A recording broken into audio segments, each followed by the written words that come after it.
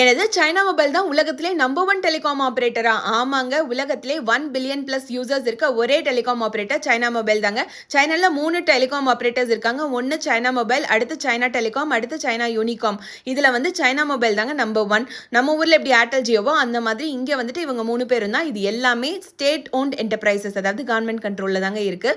நான் இன்னைக்கு China telecom தான் போயிருந்தேன். எதுக்கு அப்படின்னா என்னோட வைஃபை வந்து அட்ரஸ் சேஞ்ச் பண்ணுறதுக்காக. நான் புது வீட்டுக்கு ஷிஃப்ட் ஆனேன் இல்லைங்களா, அதனால் அங்கேருந்து இந்த வீட்டுக்கு மாற்றுறதுக்காக போயிருந்தேன். பாஸ்போர்ட் கொண்டு போயிருந்தேன். என் பேரில் தான் சிம் எல்லாமே இருக்குது. அதனால நான் தான் போகணும் பர்சனாக. ஆனால் டோக்கன் எடுக்க முடியாதனால ஸ்டாஃப் ஐடி வச்சு எடுத்து கொடுத்துட்டாங்க. அதுக்கப்புறம் நம்ம டவுனும் வந்துருச்சு. நான் போய் புது அட்ரஸை கொடுத்துட்டேன். பாஸ்போர்ட், வீசா, என்னோட ஃபோட்டோ, என்னோட சிக்னேச்சர் எல்லாமே எடுத்துக்கிட்டாங்க. இதுக்கு சார்ஜ் வந்து பார்த்துக்கிட்டிங்கன்னா 108 RMB சார்ஜ் பண்ணாங்க.